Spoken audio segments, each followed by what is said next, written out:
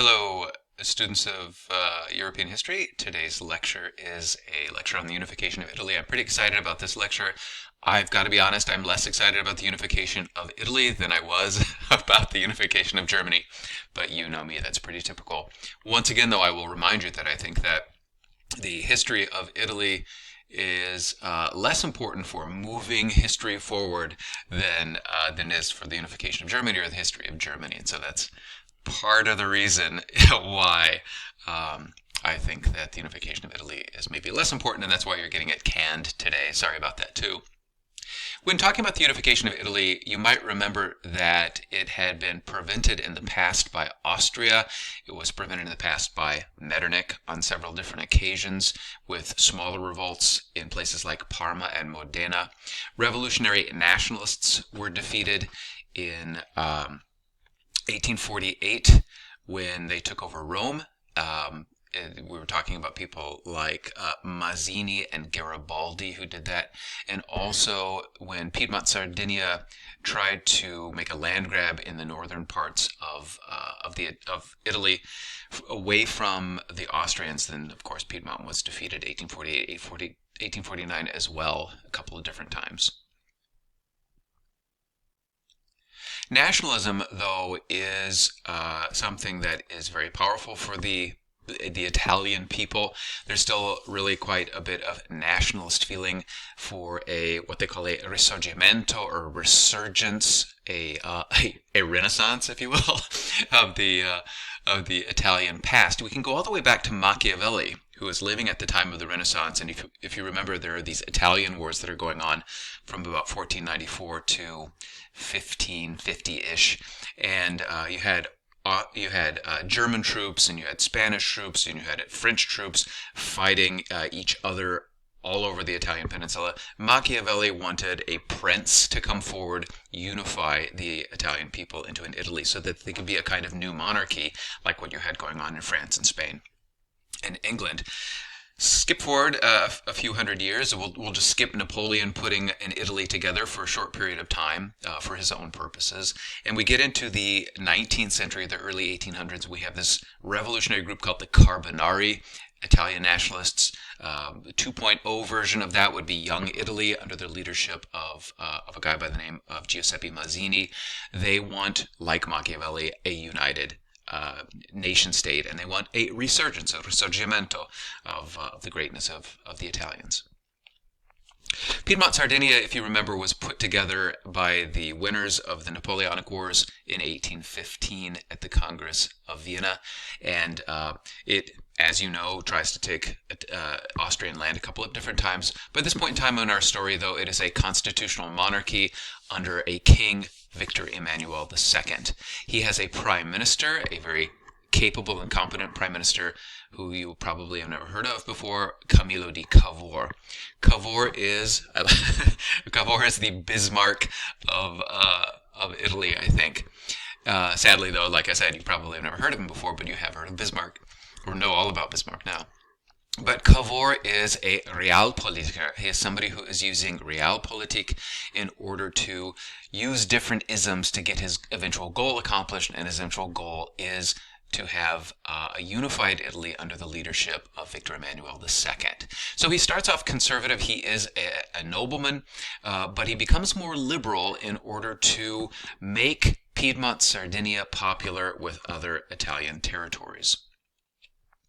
Remember, realpolitik, the politics of reality, is using politics or diplomacy based on pragmatic or practical ideologies rather than just wedding yourself or sticking to one theology or ideology. Like you say, oh, I'm conservative, so I'm always going to go with conservatism, or I'm liberal, so I'm always going to go with liberalism.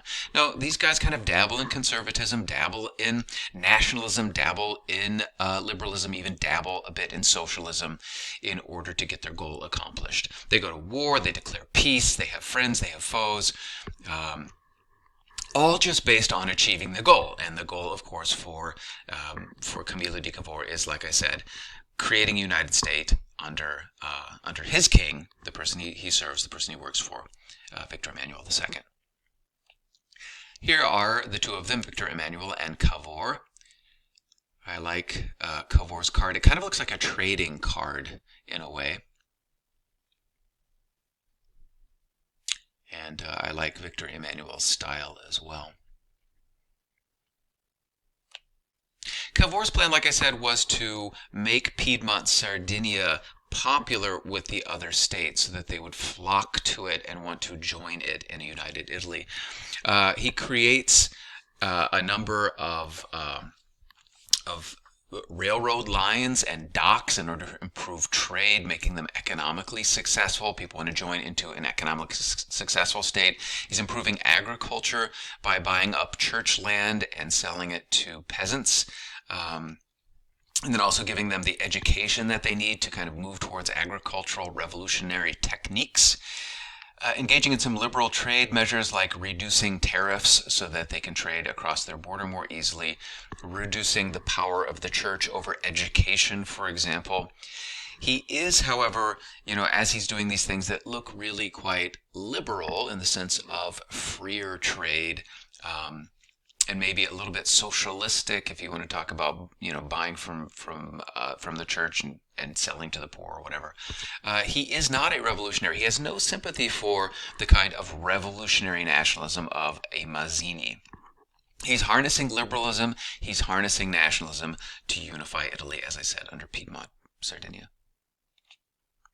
Now, Napoleon III is kind of the person who seems to make history move at this period of time. And it's easy for Napoleon III to be kind of manipulated into getting involved in all of these adventures.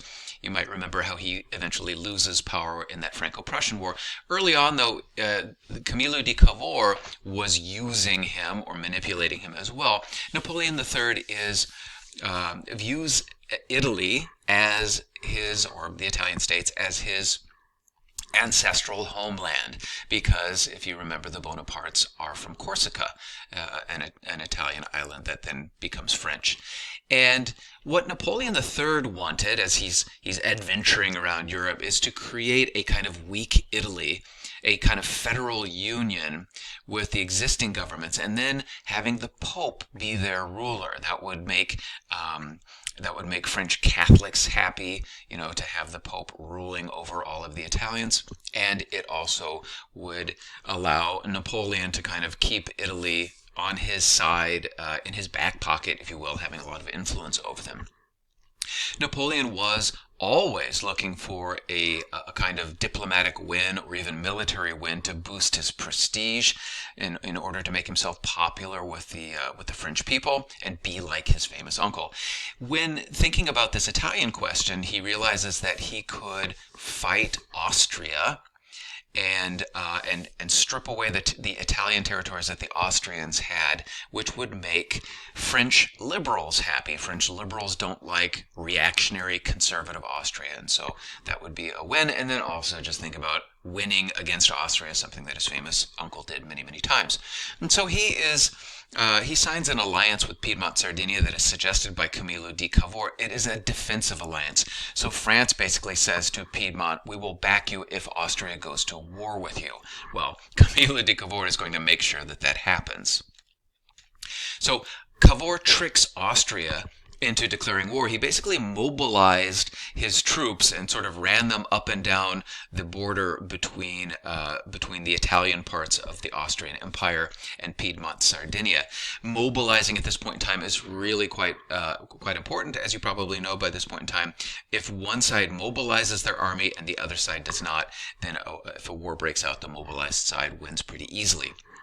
So the Austrians say to Piedmont Sardinia, stop mobilizing, get your troops away from the border, and the Piedmontese say, no, we're not going to do that. And so Austria declares war on Piedmont Sardinia, which brings France into the conflict, and the French and the Piedmontese together easily beat Austria.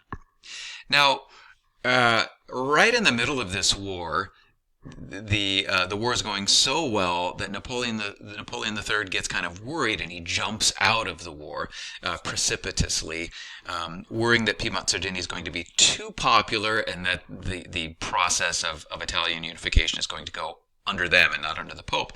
And so they jump out of the war.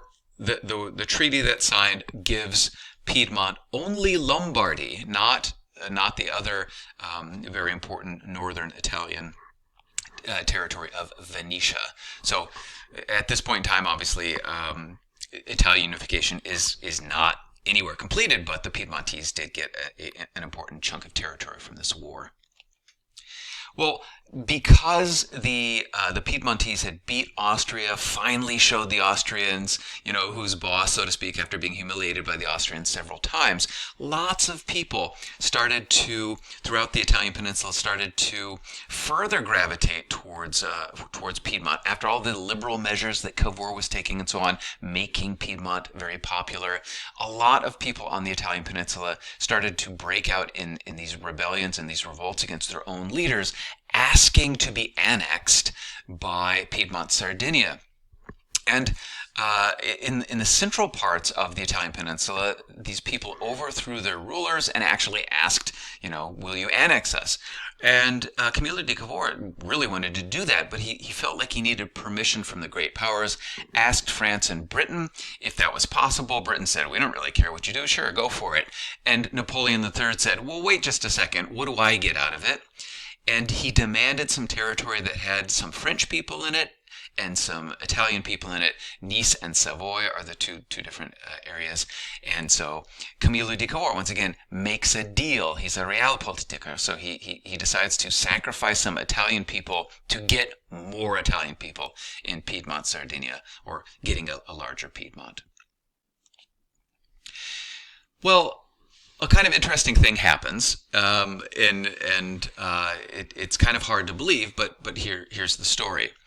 You might remember Giuseppe Garibaldi taking over Rome in 1848-49 with Giuseppe Mazzini. Well, Garibaldi intervenes now in this process of Italian unification by taking 1,000 men, kind of like a force of idealistic mercenaries, so-called Garibaldi's 1,000, and invading the most southern and the most conservative, the most reactionary of the Italian states. This would be the Kingdom of Naples and Sicily, or the Kingdom of the Two Sicilies. And so just taking these 1,000 men, they land in Sicily, the island, and start fighting the king's troops.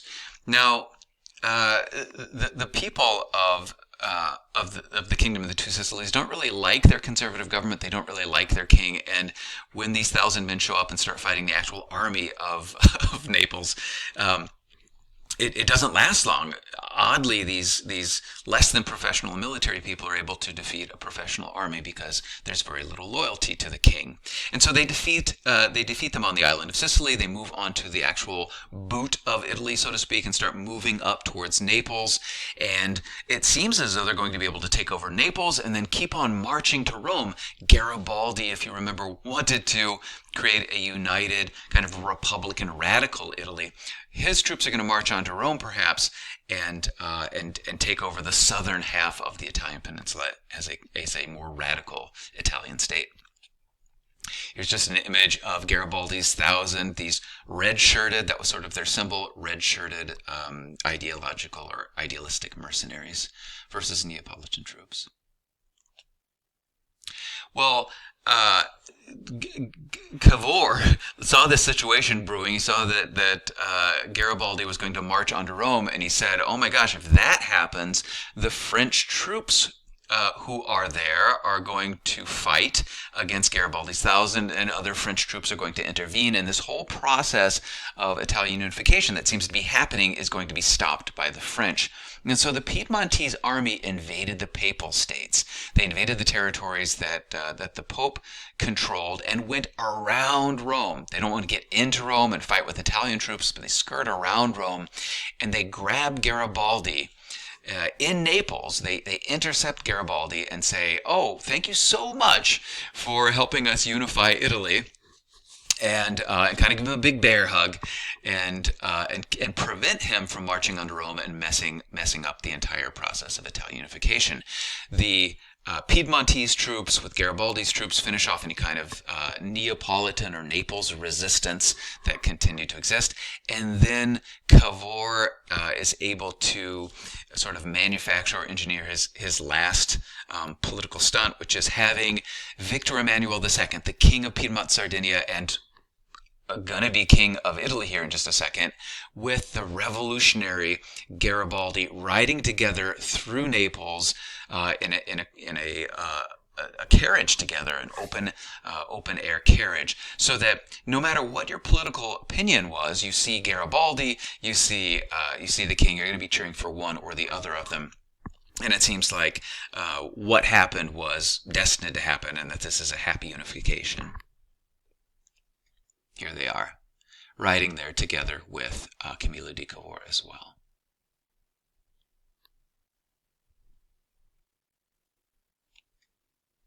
Well, there were some plebiscites that happened in the Papal States, not including Rome. This is the territory that the Piedmontese army had kind of taken away from the Pope, asking the people of the Papal States if they wanted to join this new Italy that is headed by Piedmont, Sardinia. They did the exact same thing in Naples, Sicily, and like all plebiscites, do you want to join? Yes, no. Whoever's giving the plebiscite is sure that the answer is going to be overwhelmingly positive, but I think there was a genuine desire for all of those people to join in this new, popular, successful Italy. And so we have then Naples, Sicily joining Italy, and then we have much of the central part of the Italian peninsula joining this new Italy as well. Only Venetia and then Rome and some territories surrounding Rome were left out of the unified Italy in 1861. Now, Venetia and that Roman territory, of course, are very important. Here we go. There's the Italian states in 1858. You can see number 1, that green color, is Piedmont, Sardinia, and then 2 and 3 are controlled by the Austrians. That would be Lombardy and Venetia. And then, we have this period of 1859 to 1861, basically, where everything is starting to become green in the northern part of the Italian peninsula, with the exception, of course, of Venice or Venetia, and then the southern part, that big Naples, Sicily territory, is also going to be, joined in its own sweet time. And then what we have left over is Venetia, gained in 1866 when the Prussians defeat.